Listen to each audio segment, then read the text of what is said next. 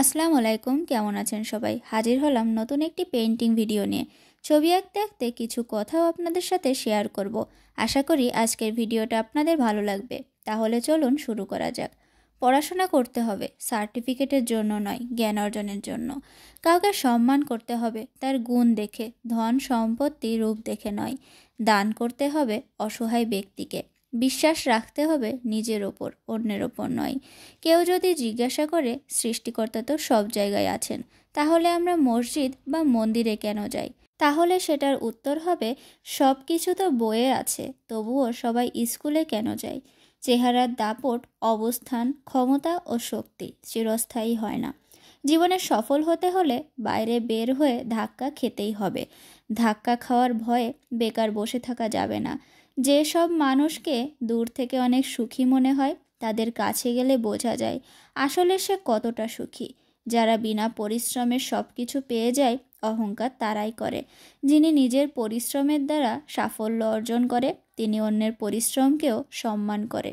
আমরা পিঁপড়ার মধ্যে শৃঙ্খলা দেখতে পাই, কাকের মধ্যে একতা দেখা যায়, বিশ্বস্ততা দেখা যায় কুকুরের মধ্যে, পায়রার মধ্যে স্বচ্ছতা দেখা যায়, ঘোড়ার মধ্যে দেখা যায় পরিশ্রম, আর হিংসা, ক্রোধ, লোভ, নিষ্ঠুরতা, অহংকার দেখা যায় সৃষ্টির সেরা জীব মানুষের মধ্যে। লোকের মিষ্টি মিষ্টি কথার পেছনে যে বিষের মতো স্বার্থ লুকিয়ে থাকে, সেটা চিনতে না পারলে জীবনে অনেক বিপদে পড়তে হয়। জীবনে দুঃখ পেতে না চাইলে প্রথমত কারোর প্রতি বেশি নির্ভর হতে নাই, দ্বিতীয়ত কারোর প্রতি বেশি মুগ্ধ হতে নাই, তৃতীয়ত কারোর কাছ থেকে অতিরিক্ত কিছু প্রত্যাশা করতে নাই। জীবনে তারাই বেশি ঠকায় যাদের বিশ্বাস করা হয়। সৌন্দর্য মানে চেহারার সৌন্দর্য না, সৌন্দর্য মানে একটা অসাধারণ মন, একটা অসাধারণ হৃদয় আর অসাধারণ আত্মা। এই তিনটা জিনিস যার মধ্যে আছে, সেই হলো প্রকৃত সুন্দর। কেউ কখনো একা থাকতে চায় না, পরিস্থিতি মানুষকে একা থাকতে বাধ্য করে। টাকা থাকলে মানুষও কেনা যায়, আর টাকা না থাকলে মানুষ চেনা যায়, আপন ও পর হয়ে যায়। জীবনে ভুল মানুষের সাথে ভুল পথে হাঁটার থেকে একা সঠিক পথে হাঁটা অনেক ভালো। এই পৃথিবীতে সবচেয়ে সুখী মানুষ হলো পাগল। না আছে তার সুখ, না আছে দুঃখ। পাগল নিজেও ঠকে না, কাউকে ঠকায়ও না।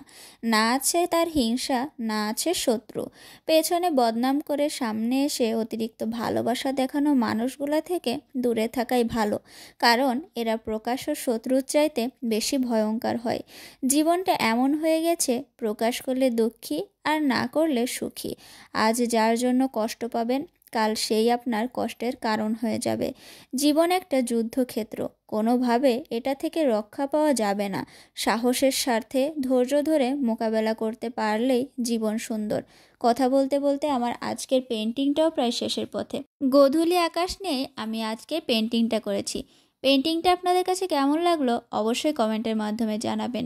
ভিডিওটা যদি ভালো লেগে থাকে তবে আপনাদের পরিচিতদের মাঝে শেয়ার করতে পারেন। আজকে এ পর্যন্তই, ভালো থাকবেন সবাই।